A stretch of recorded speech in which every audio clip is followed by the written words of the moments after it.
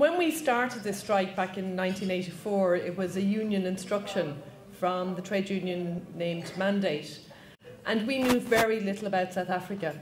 In actual fact, we didn't know how to spell apartheid. That was how little we knew. We were all in our very early 20s, some of us much younger than that. The youngest was only 16. And we followed that instruction because our employers, Dunn Stores, were such bad employers. And this was the final straw of their oppression of us. As we started the strike, we began to learn about what was happening in South Africa and what apartheid, not only how it was spelled, but what it actually meant. And through our passion, even if our union had have instructed us to go back to Dunn's and handle South African goods, we would never have done that because we believed so much in the workers of South Africa and the ANC calling for a boycott of South African goods so the country would be isolated and you could sort your own problems out.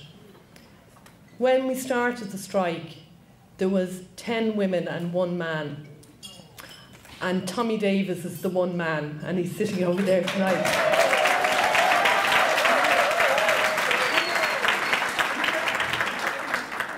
The strike started in July the 19th, as we know, and it was the most beautiful day.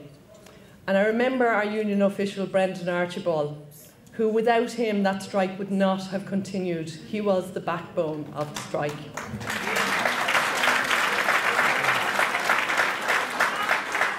And I remember when we went up on a Thursday, the day of the strike, he said, "Don't worry, it'll only last a couple of weeks." Well, it lasted 2 years and 9 months. In December 1984, we were invited by Bishop Desmond Tutu to meet him in London on his way to accept the Nobel Peace Prize. Now remember, we're young workers working in a store in Dublin in Henry Street. And to meet somebody like Bishop Tutu, we were in awe of. And he congratulated us publicly. And that was a change in the perception of the Irish government to our strike and from the trade union movement. And from that day onwards, we started to get more and more support from Irish people and from the trade union movement. And as the strike continued, imagine 20-year-old people being invited over to address the United Nations in New York. I mean, hello, we didn't even know how to talk when the strike started, but we learned very quickly. And people took us seriously because we were only workers. And we took ourselves very seriously because we saw that people in South Africa were dying for what they believed in. The worst that could happen to us is we lost our jobs. And we were willing to do that because we were never going to handle South African goods so long as apartheid was in place.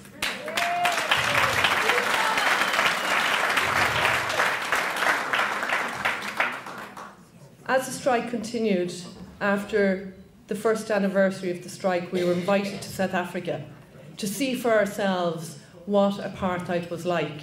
Because racist people in Ireland would turn and say to us, "Oh, you know nothing about it. You know nothing about South Africa. How can you be on strike? How can you be calling for a boycott?"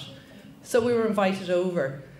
And when we eventually got over to what was then called Jan Smuts Airport, we were held under armed guard for 8 hours and sent back on the same plane. We couldn't even go to the bathroom. There were 2 soldiers that would come in with us. As we were walking up the steps of the plane, and we were all terrified, absolutely terrified. We didn't know what was going to happen to us. None of our families or friends back in Ireland knew what was happening to us, because back then there was no mobile phones, unlike today. As we went back up those flights of stairs, we turned back and said, "We will be back when South Africa is free."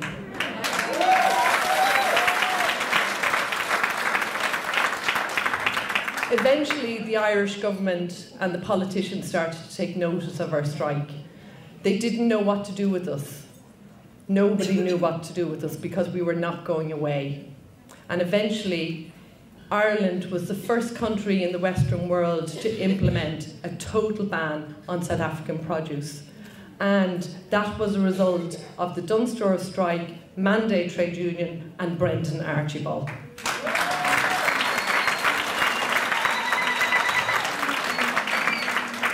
We went back to work, and to say it was a nightmare was an understatement. I don't think any of us lasted more than maybe 2 years back in Dunstores. Then we went our separate ways because life moves on and everything else moves on. And then all of a sudden we were invited to meet this idol that we had had for years and years when he was invited to Dublin to get the freedom of the city, and that was Nelson Mandela. We met him, and to say that we were in absolute awe of this incredible person was an understatement.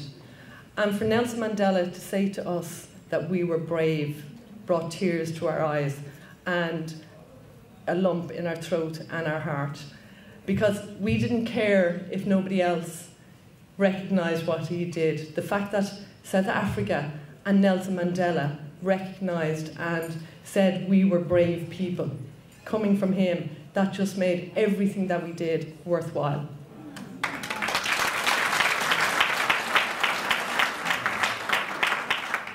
Then we were invited when Madiba passed away, and Mandate, our trade union that we used to be members of, some of us still are, and some of us are members of other unions, but anyway, they facilitated us to go over to South Africa to be at the funeral of Nelson Mandela.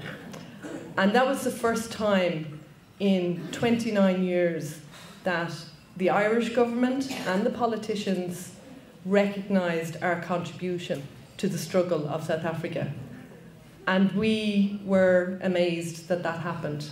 It was the most incredible journey, and for us it was the end of our book and our story, because it had now gone full circle. And the welcome that we got in South Africa, because South Africa was free, was phenomenal. And to be any part of that, and it was only a tiny part that we are so, so proud and so delighted that G invited us here this evening to celebrate Nelson Mandela's birthday and to celebrate 30 years of our strike. Thank you all very, very much.